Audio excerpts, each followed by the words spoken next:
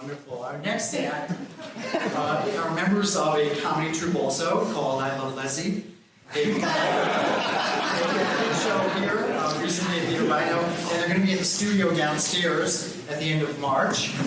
And tonight they're going to be joined by, Max Kincora is going to be joined by Dan Stafford and Jordy Wells. So please welcome Max Kincora.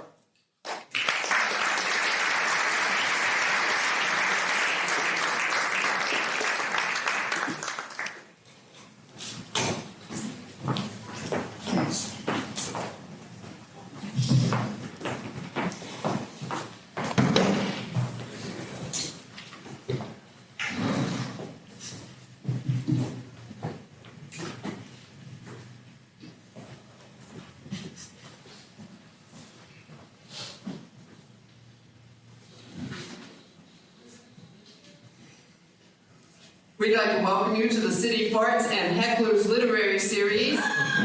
Our moderator tonight is the distinguished author of The Celluloid Dressing Room, film critic for the Nosy Valley Voice, film history professor at San Quentin, and recovering alcoholic Ann Low Point.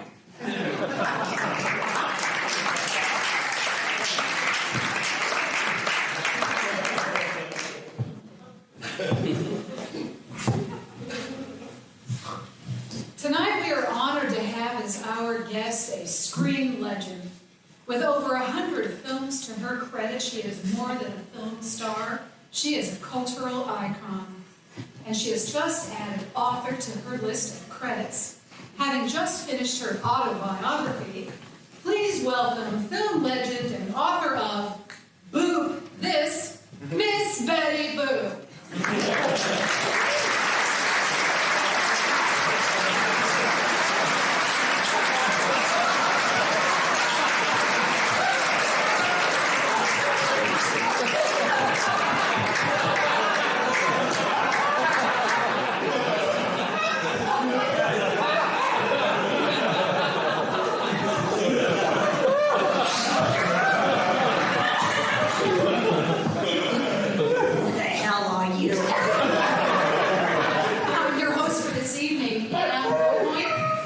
Where the hell am I?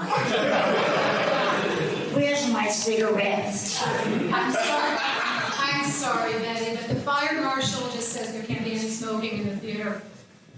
That's why it's so goddamn bright. I never know where the hell I am. They put me in the car. They get me out of the car. Maybe I answer some questions. Maybe I sign a few books. They put me back in the car. I must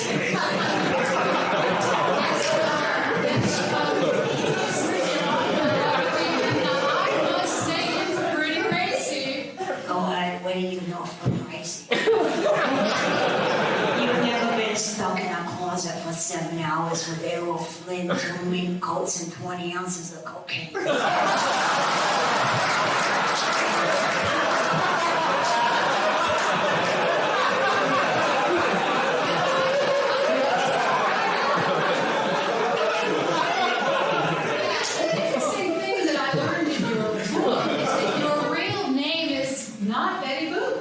No, Buchstein.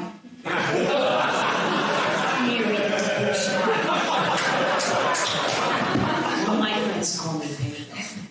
You're quite candid in your book that you have many lovers, both male and, Oh, yeah. Boy, away is away.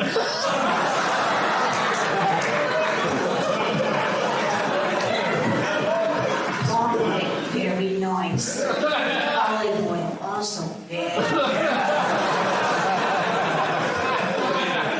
You and Olive had quite a torrid affair for many years. Oh, yeah. Olive was a beautiful woman. They dressed her so bad in them straight schmatters. She was beautiful. When my career went in the toilet, she left me for Agnes Moorehead.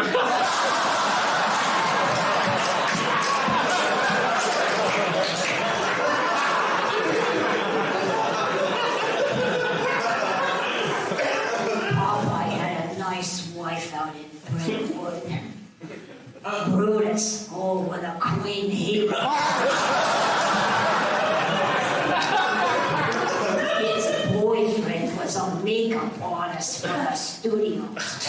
They used to have some royal parties. But Brutus would always get drunk and put on a dress and sing opera. Like all the queens would sing Madam Goddamn Butterfly. They used to tell him, Brutus, put some swing into it. You detailed a famous rivalry with Minnie Mouse. Can you tell us how that started? Minnie, that bitch.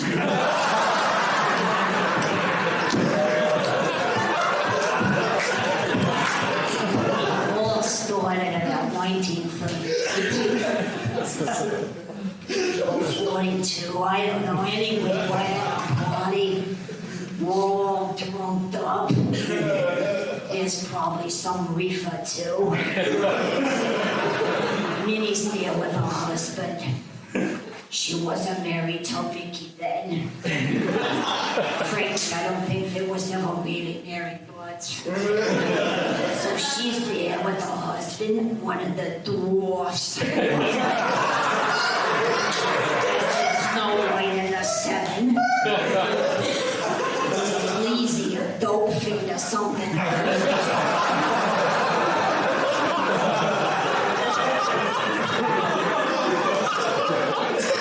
Anyway, so the little bastard thinks he's funny and he runs up under my evening gown. Well, everybody's laughing, I'm laughing. Mostly I'm thinking the poor little bastard can't even reach the good part.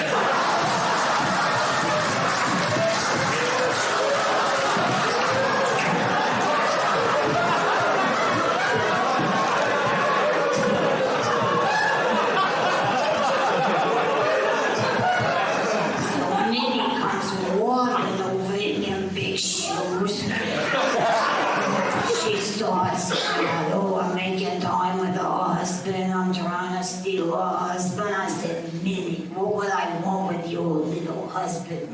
What, his dick is probably half an inch long. Oh, that pistol.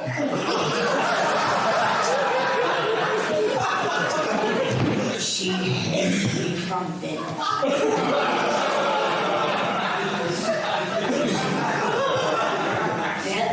She lost all her money at the track playing the ponies.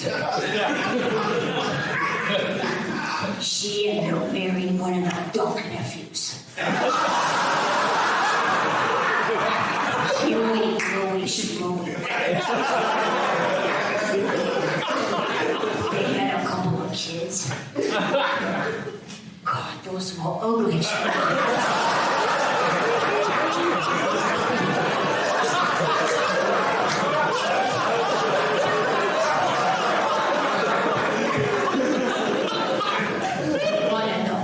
Sleeping Beauty, but I could never work at Disney because of her. Mr. Disney himself said to me, Benny, I would hire you in a minute, but Minnie would walk. I wasn't the only one, you know, everybody hated her. I was at a party with Sylvester and Tweety. I said, Sylvester, why don't you just eat a bitch?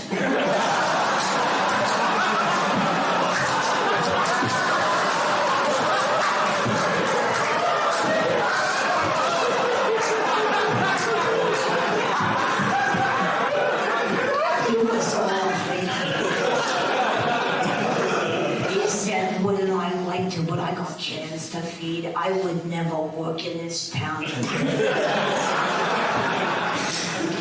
Sylvester, you could always go back to Broadway. You had some surprising revelations about America's leading men. So many of our sex symbols were actually it. I mean, everyone knows about Randolph Scott and Cary Grant, but most people don't know about Pepe Le Pew. He was not straight, and he was not French. So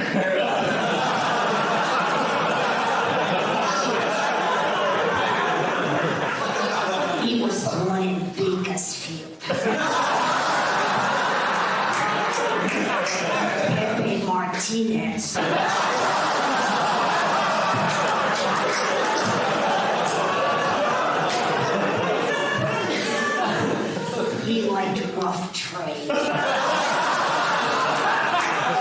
Rough trade. He used to go down to Tijuana, him and Anthony Quinn and Speedy Gonzalez. He'd get all drunk up and he'd go out and pick up some stray dog off the street. Always got beat up. Brutus, his boyfriend, the makeup artist, he'd come into the studio, he'd have bite marks all over him, patches of foot.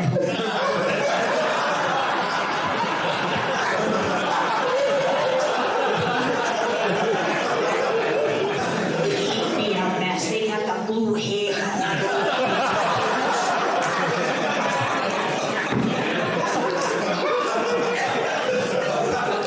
That's how he died, you know.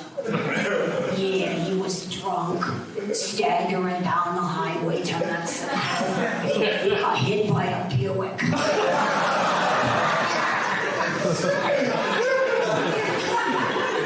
Everybody went to the funeral.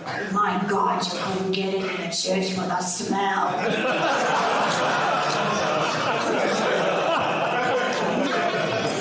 The priest was in there by himself, coughing and gagging, trying to spit gas. We're all out on the sidewalk with our eyes watering, trying to breathe. It was terrible. Well, what a tragic end to one of our most beloved actors. Betty, after all of your years in film, what advice would you give aspiring actresses? What should they know about Hollywood that you had to learn the hard way? Well, never go to a skunk's funeral.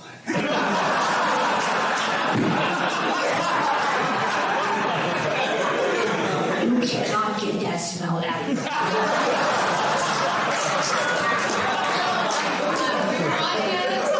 Thank you very much for sharing your memories with us tonight, Betty. It's been a great honor meeting you. Where's the bathroom? I'd like to thank all of you for coming tonight. Somebody get me out of this chair before I wet myself.